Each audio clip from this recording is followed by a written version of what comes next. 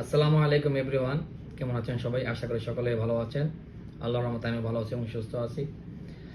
তো আসলে পিতামাতা যদি সব সন্তানকে একই সমান সম্পত্তি না দিয়ে বা কোনো সন্তানকেই জমি না দিয়ে একটি সন্তানকে এককভাবে সকল সম্পত্তি দিয়ে থাকে, সেই ক্ষেত্রে কোনো প্রকার আইনি প্রতিকার আছে কিনা। তো আজকে এই বিষয়ে কথা বলবো। তো দীর্ঘদিন যাবৎ ভাবছিলাম যে এই বিষয়টি নিয়ে কথা বলবো। আমরা অনেকে এই বিষয়টা আমাদের কাছে ক্লিয়ার না বা ধোঁয়াশা আমাদের মধ্যে আছে, আমাদের কাছে বিষয়টা ট্রান্সপারেন্সি ওইভাবে নাই বা ওইভাবে আমরা ক্রিস্টাল ক্লিয়ারভাবে আমরা জানিও না বিষয়টা। তো এটি আজকে আমরা বিষয়টি ক্লিয়ার করব যে একজন পিতা বা একজন মাতা, তার একাধিক সন্তান থাকতে পারে, 3জন 4জন একাধিক সন্তান থাকতে পারে। তো সকল সন্তানকে সম্পত্তি সমান দিতে হবে কিনা বা সকল সম্পত্তি একক সন্তানকে সকল সম্পত্তি এককভাবে দিয়ে দেওয়া যাবে কিনা বা এককভাবে যদি দিয়ে দেয় সেই ক্ষেত্রে বাকি সন্তানরা কোনো প্রকার আইনি প্রতিকার পাবে কিনা বা ওই মুহূর্তে করণীয় কি, আমরা আসলে সম্পর্কে আজকে জানবো।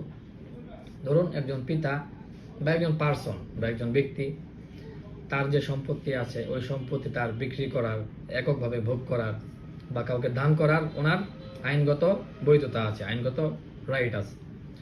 তো এখন ওই সম্পত্তি ওনার সন্তান বা ওনার ওয়াইফ বা ওনার মেয়ে সন্তান যে কাউকেই উনি এককভাবে দান করে দিয়ে যেতে পারবে।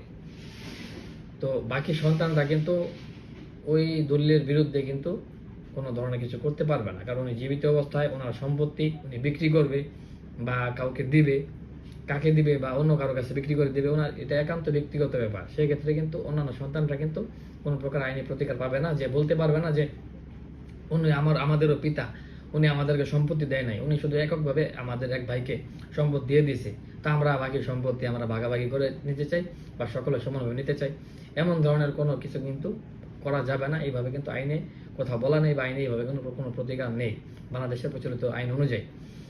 তো এখন বিষয়টা ক্লিয়ার করে দিচ্ছি। এটা হচ্ছে যে কোনো ব্যক্তি, এটা পিতা মাতা, ইট ডাজেন্ট ম্যাটার। তো পিতা মাতা কিন্তু কারো হয়তো বা পিতা মাতা বা কারো কাছে বাবা, কারো কাছে ভাই ভাই, কারো কাছে বোন। তো উনি যে যার সম্পত্তি, উনি তার সম্পদ কি করবে না করবে এটা ওনার একান্ত ব্যক্তিগত ব্যাপার। কাকে দিবে না দিবে বা বিক্রি করবে বা ভোগ করবে এটা ওনার একান্ত ব্যক্তিগত ব্যাপার। সেখানে কেউ কোনো ধরনের রায় মানে আঙুল উঠাইতে পারবে না। এটা উনি ওনার সে কোনো সন্তানকে এককভাবে দিয়ে যেতে পারে, উনি বিক্রি করে টাকা পয়সা ভোগ করতে পারে। তো উনি যদি মারা যায়, মারা যাওয়ার পর যদি কাউকে সম্পত্তি না দিয়ে যায়, মারা গেলে ওই সম্পত্তি বাংলাদেশ ওয়ারিশ যে ওয়ারিশ আইন আছে এটা অনুযায়ী সবাই সম্পত্তি পাবে। আর তাছাড়া উনি ওনার সম্পত্তি এককভাবে যে কাউকে দিয়ে যেতে পারবে, সেখানে কেউ কোনো ধরনের প্রশ্ন করতে পারবে না। তো ধন্যবাদ সবাইকে, ভালো থাকবেন। আসসালামু আলাইকুম।